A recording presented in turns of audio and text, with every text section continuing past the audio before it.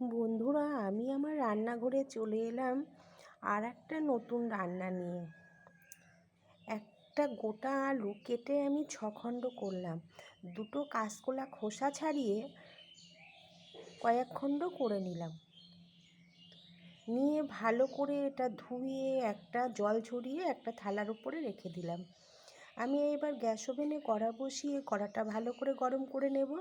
নিয়ে সর্ষের তেল দেব। সর্ষের তেলটা গরম হয়ে গেলে এটা খানিকটা ভালো করে এটা ঢেলে দিতে হবে। দিয়ে ভালো করে নাড়াচাড়া করে লবণ হলুদ দিয়ে সেটা হালকা হালকা ভাজা ভাজা করতে হবে।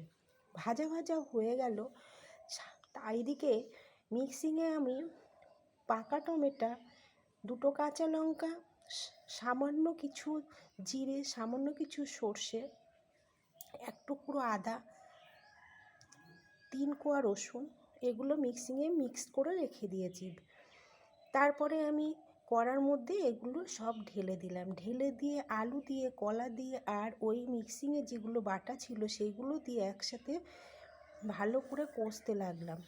কড়ার গায়ে আস্তে আস্তে লেগে যাবে কষার সময় পাশ থেকে একটু হালকা হালকা গরম জলের ছিটে দিতে হবে। ভালো করে কষে নিতে হবে। ভালো করে কষে নেওয়ার পর সামান্য কিছুটা পরিমাণ জল দিতে হবে।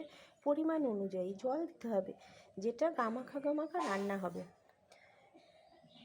তারপর আমি একটা থালা দিয়ে এটা ঢেকে দিলাম।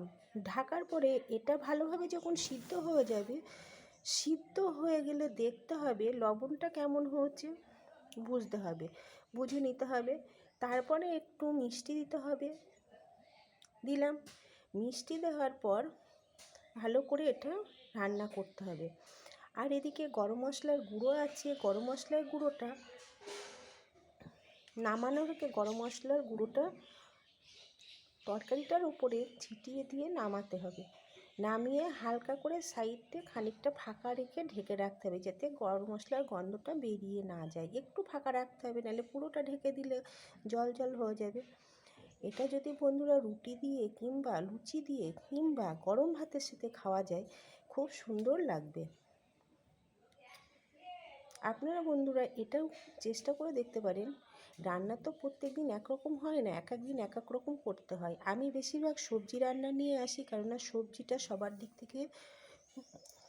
দিক থেকে সুবিধা। আর সবারই মানে খাওয়ার দরকার আছে সবজি। প্রত্যেক দিন মাছ মাংস ডিম এগুলো তো খাওয়া ঠিক না। সবজিটা মানুষের প্রত্যেকের জীবনে প্রত্যেক দিনের দরকার।